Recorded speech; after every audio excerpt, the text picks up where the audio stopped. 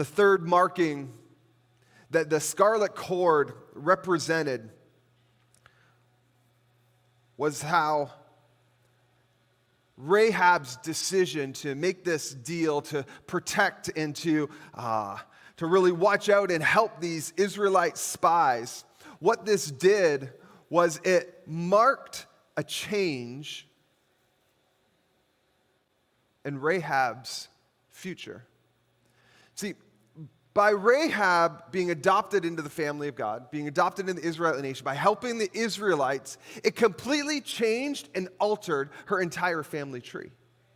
Rahab changed future generations by accepting that the King of Kings and the Lord of Lords, Jehovah Jireh, the God of the Israelites, by accepting him, that revelation, she changed her entire future. She changed future generations.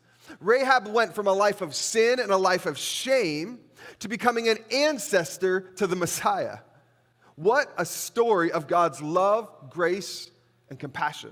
Remember, Rahab was a prostitute. She was a prostitute living a life of sin and shame. She goes out of a life of sin and shame, adopted into the Israelite nation, then comes into the line and lineage of King David, and then eventually Jesus, the Messiah. What a story about the power that we possess by the decisions that we make. See, we have the ability to change the course of our family tree. You realize that? You can change the course. Now, you can't go back and change the past. Like you can't change how your parents lived and the decisions they made, or your grandparents. Like you can't change, but there's future generations, your future tree that you can begin to graft and mold and put in new branches into your tree and make them stronger and make them built on the things of God. Even though maybe, previously that your family wasn't built on the things of God, you can change that today. And then you can change future generations, your kids and your grandkids. You can completely alter your entire family tree by the decisions that you make here today and over the course of your life. Worship team, you can go ahead and come back.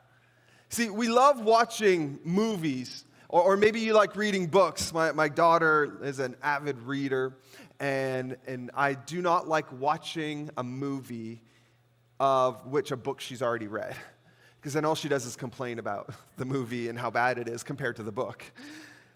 But you'll read these or watch these movies, read these books of how maybe someone grew up in poverty.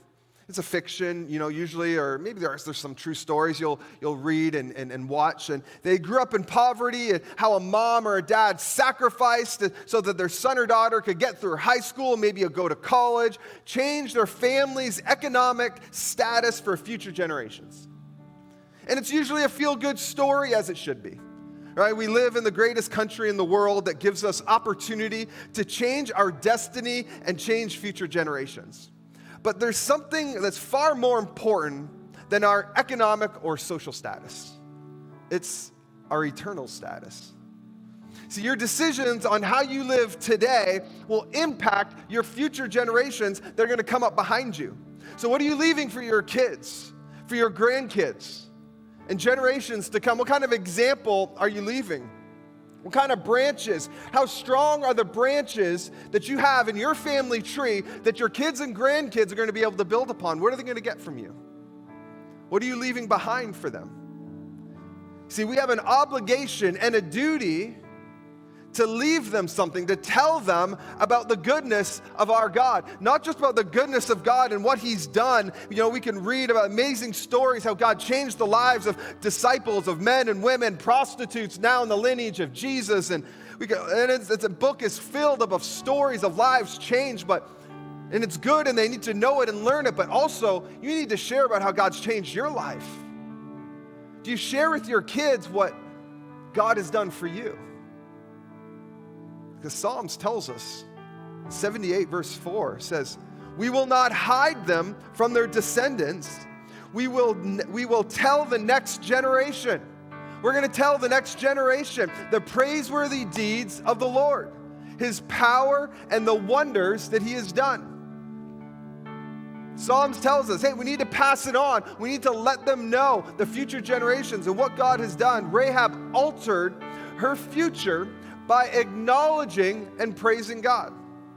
That red scarlet cord that was hung from her window was a symbol to the world. It was a symbol declaring Jehovah Jireh. It was a symbol that she was adopted into the family of God. It was a symbol, but also it was a foreshadowing. It was a foreshadowing because we go all the way back to Exodus where I said, right, where God gave Moses instructions to slaughter the lamb, take its blood, paint it on the doorpost. Then Rahab hangs a red scarlet cloth cord from her window to mark her as safe. And all this was foreshadowing what Jesus would do for us on the cross. That it would be his red crimson blood that would flow from his body that would forgive us of our sins today. This red scarlet cord that Rahab held out her window marked her for the generations to come.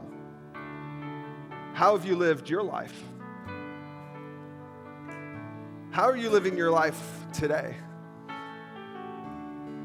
The life that you've lived going to impact your kids and grandkids and future generations for the cause of Christ.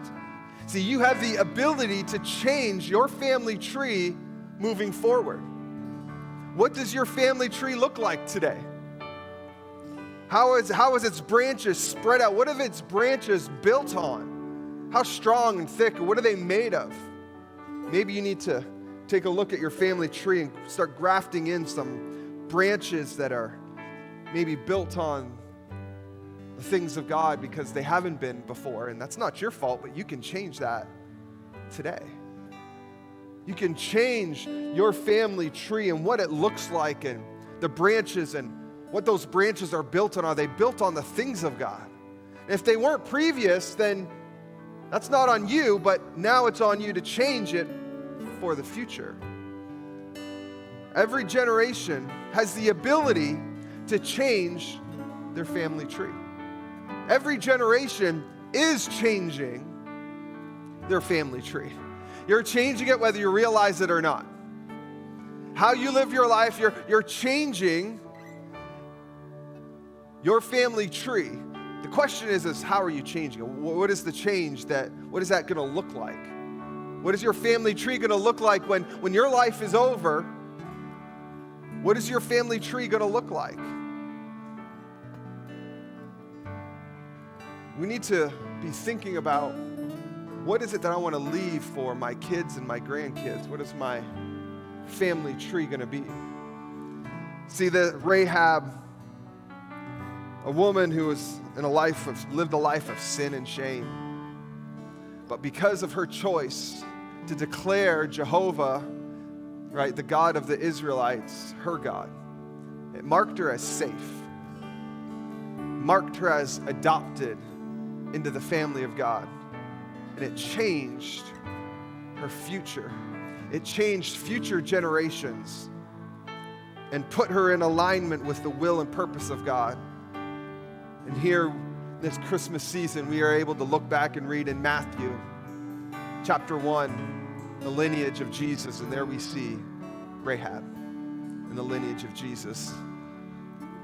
Very unlikely person to be found in the lineage of not only a king, she was in the lineage of King David, but the Messiah, the King of Kings and the Lord of Lords.